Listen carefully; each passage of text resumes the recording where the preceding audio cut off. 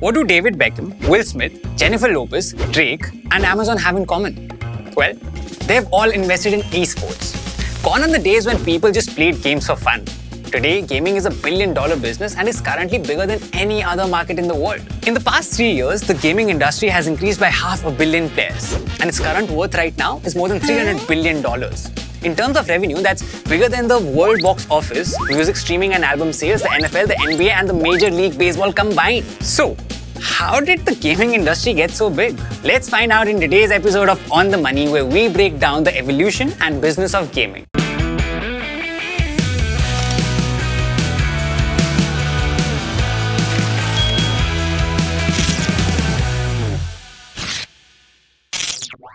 Gaming is currently a strong and exciting market, but that wasn't the case when it started. The first time a game was played on a machine was at a New York fair in 1940. The game machine was built by Edward Condon, who at the time worked for the Westinghouse Electric Company. The game was based on the ancient mathematical game of Nim, where two players picked matches turn by turn from a pile of 16 matchsticks arranged in 4 rows. Each player could pick as many matches as they liked on their turn, but only from a single row. As the matches kept decreasing in number, the winner was decided on the basis of the last match. Whoever picked the last match lost the game. Nim was played on the gaming machine by about 50,000 people during the 6 months that it was on display.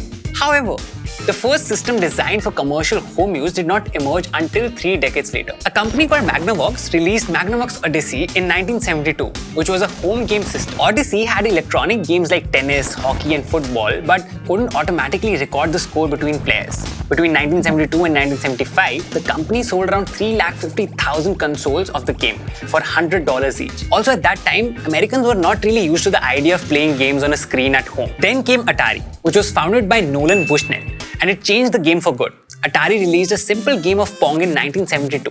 The game was so intuitive that even children could grasp it instantly.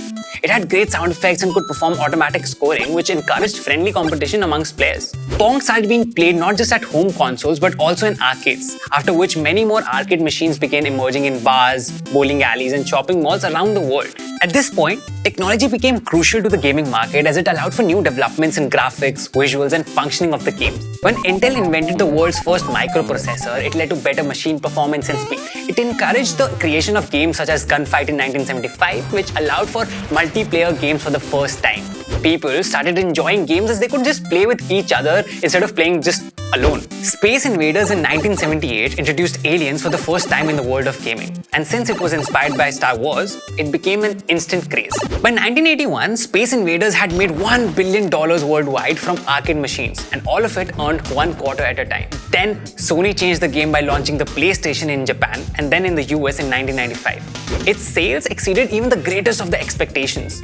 Queues of players lined up outside the stores and retailers ran out of the stock on a daily basis. Some of the most well-known titles to come out of PlayStation's library are Final Fantasy, Taken, Tomb Raider, Resident Evil, Grand Theft Auto, Mortal Kombat, and Street Fighter, my favorite. With the help of the internet, gaming got even better and progressed into players competing with each other from their respective screens.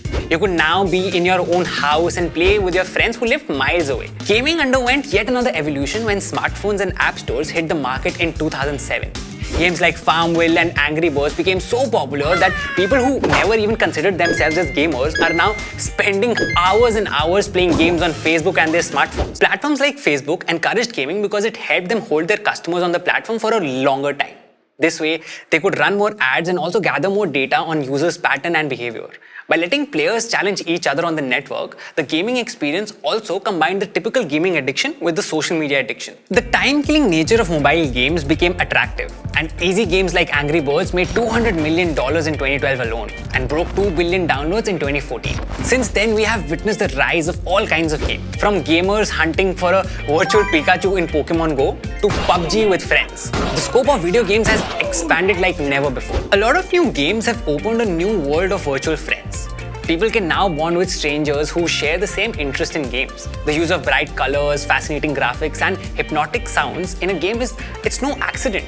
designers are aware that these things play a huge role in affecting user engagement. They let you dive into a virtual world of pleasurable delights. And that is exactly why when we play games, we often lose track of time. Even games that are built for the purpose of meditation can be highly addictive for the same reason. There are now game psychologists whose sole job is to figure out how can a game evoke an engaging response in players. PUBG Mobile was one of the most popular and addictive games in India, with over 5 crore people having downloaded the game. The game encouraged players to talk to each other while playing, which is why it became a huge success amongst various groups of people.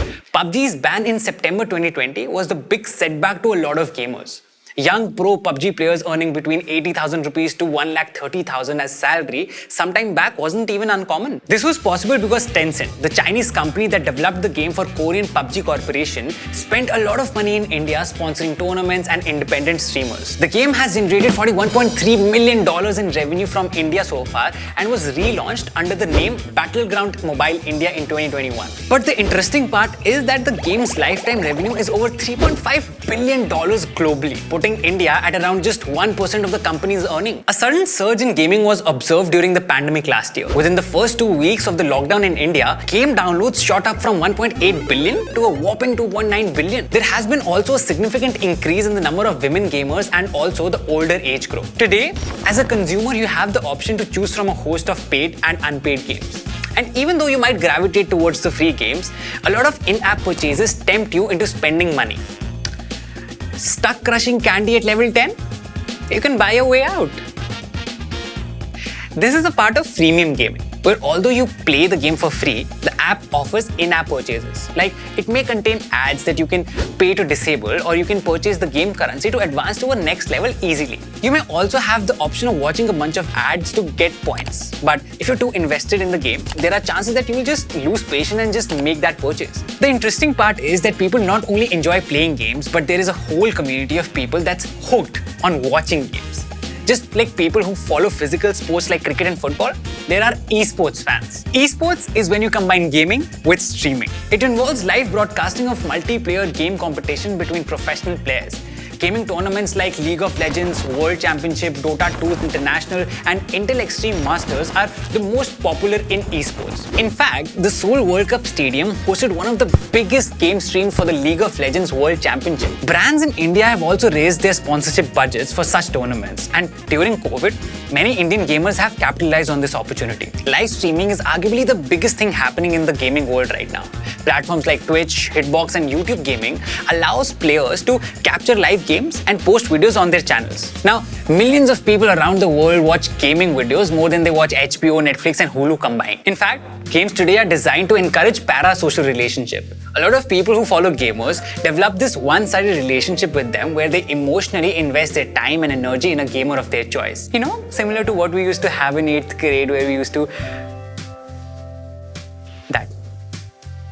This is very similar to people forming celebrity fascination and connecting with them even though they've never really had a real interaction with a celeb. Another exciting thing happening in the current gaming market is virtual reality, which is expected to grow exponentially in the coming future. VR games are so immersive that they help the user experience the VR environment as real. Players experience and influence the gaming environment using a few devices and accessories such as headsets, sensor gloves, and hand controllers. There are currently more games to experience in VR than ever, but VR faces big challenges in reaching the mass market because it's expensive and also relatively new for the masses to adapt. VR development also costs companies a lot of money because considering there isn't a major consumer demand for it, it's a high-risk investment. Looking ahead, the games market in 2023 is expected to generate $204.6 billion, and mobile gaming is to be the fastest growing segment over the coming years. Now, if you want to make money from gaming, you can either become a gamer or become an esport entertainer.